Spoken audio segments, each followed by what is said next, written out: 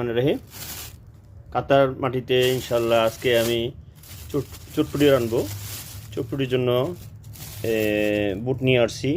আর এটি হলো ফুচকা, যে ফুচকা ভাইজা, তারপরে আপনাদের পুরো চটপটির রেসিপি দেখাবো ইনশাল্লাহ। এখন ভিজিয়ে রাখবো।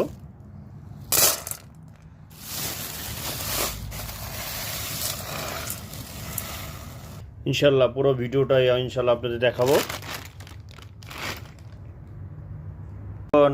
টক পানি বানাবো চটপটির জন্য। এই যে চটপটির জন্য বুট এখন ভিজিয়ে রাখছি। আর এটার ভিতরে আমি এখন টক ভিজাবো। আমি নেওয়া হয়েছে এখানে তেঁতুল, দেশি তেঁতুল, বাংলাদেশিতে আনা হয়েছে, লবণ, চটপটির মশলা, এমনকি মরিচ, তার ভিতরে শুকনো মরিচ দেবো। আমি এখন রেডি দিব ইনশাল্লাহ। অলরেডি তেঁতুলগুলো দিয়ে দিছি। আর এখন ময় মশলা দেব। আমি ময় মশলা দেওয়ার জন্য বোতলে ছোটো মুখ, তার জন্য আলাদাভাবে আমি একটা চুঙ্গা বানিয়ে নিচ্ছি কাগজের। এটার ভিতর দিয়ে দিব কিছু লবণ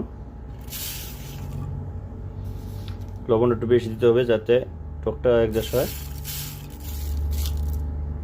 কিছু দেশি শুকনো মরিচের গুঁড়ো, একটু ঝাল ঝাল হলে খেতেও স্বাদ হবে।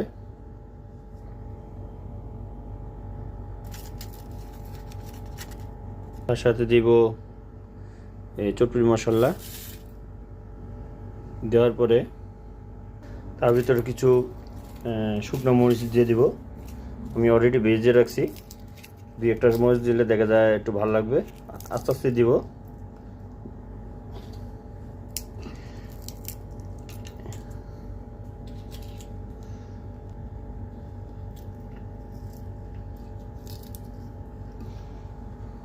অলরেডি আমার সব ময় মশলা দেওয়া হয়েছে। আমি এটাকে এখন মুখ কাটা ঢেকে রাখবো। অলরেডি সব দেওয়া হয়েছে, দেখেন এখন কি সুন্দর কালারটা দেখা যায়। আর ভিতরে এখন মরিচের গুঁড়োগুলো রয়েছে, এটা বেশি করে ঝাঁকি দিতে হবে যাতে এইগুলোই হয়। আমি এগুলো সব একসাথে ভিডিও করে ইনশাল্লাহ বড় লং ভিডিও দিব। এখন আমি ছোট ছোট ভিডিও করে দিব আপনাদের দেখার জন্য, কারণ এটা সময়ের কাম। এখন দেখা যাবে ছোলা দিছি 5-6 ঘন্টার উপরে ভিজিয়ে রাখলে তারপর এটা সিদ্ধ দিব।